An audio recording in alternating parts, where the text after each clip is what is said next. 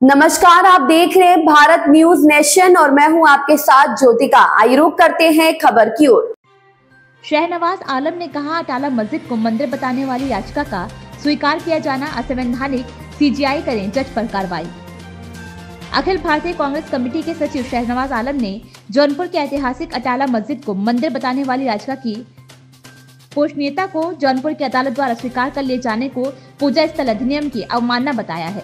कांग्रेस प्रदेश मुख्यालय से जारी बयान में शहनवाज आलम ने सुप्रीम कोर्ट के मुख्य न्यायाधीश से इस अधिनियम की अवमानना करने वाले जज के खिलाफ कार्रवाई की मांग की है। उन्होंने कहा कि पूजा स्थल अधिनियम स्पष्ट तौर से कहता है कि 15 अगस्त 1947 के दिन तक जो पूजा स्थलों का जो भी चरित्र था उसमें कोई बदलाव नहीं हो सकता और उनको चैलेंज करने वाली कोई याचिका किसी भी कोर्ट में स्वीकार नहीं हो सकती। ऐसे में अगर निचली अदालत इसकी अवमानना करती हैं और सुप्रीम कोर्ट के मुख्य न्यायाधीश इस पर चुप रहते हैं तो इससे उनकी नीयत पर ही सवाल उठता है। उन्होंने कहा कि ऐसी याचिकाओं की बाढ़ आना, निचली अदालतों से उन्हें स्वीकार कर लिया जाना और सुप्रीम कोर्ट का मूक दर्शक बने रहना साबित करता है कि देश का माहौल बिगाड़ने की साजिश में न्यायपालिका का भी एक हिस्सा शामिल है।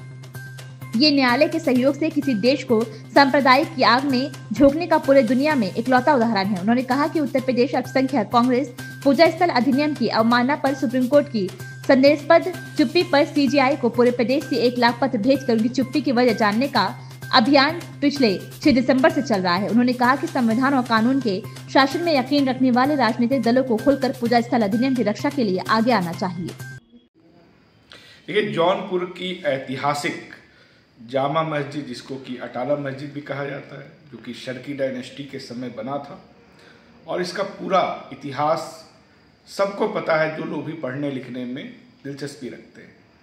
कभी भी कोई विवाद नहीं रहा कि ये मंदिर है, लेकिन हम देख रहे हैं कि एक याचिका डाली जाती है मंदिर बताने वाली, और ऐलानिया तौर पर डाला जाता है। एक संगठन कहता है कि हम ये याचिका डालने वाले हैं, वो याचिका डालते हैं, उस याचिका को स्वीकार भी कर लिया जाता है।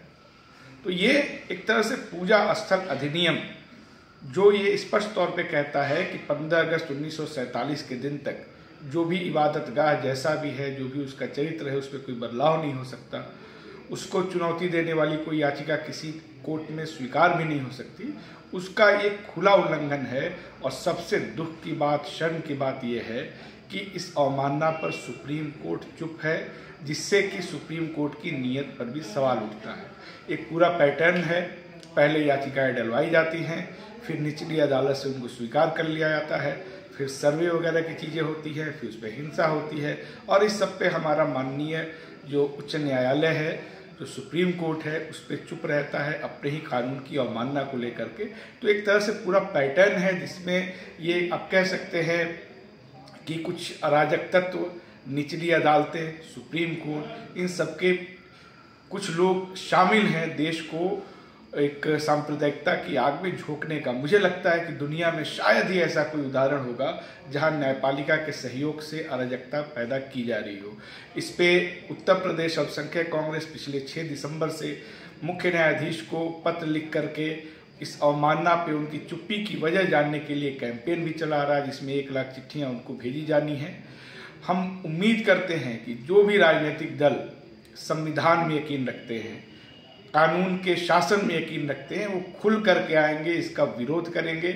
इस पे अगर आप चुप हैं, इसका मतलब कि संविधान पे जो हमले हो रहे हैं उनके साथ आप खड़े हैं। इस खबर में बस इतना ही। बने रहिए भारत न्यूज नेशन के साथ।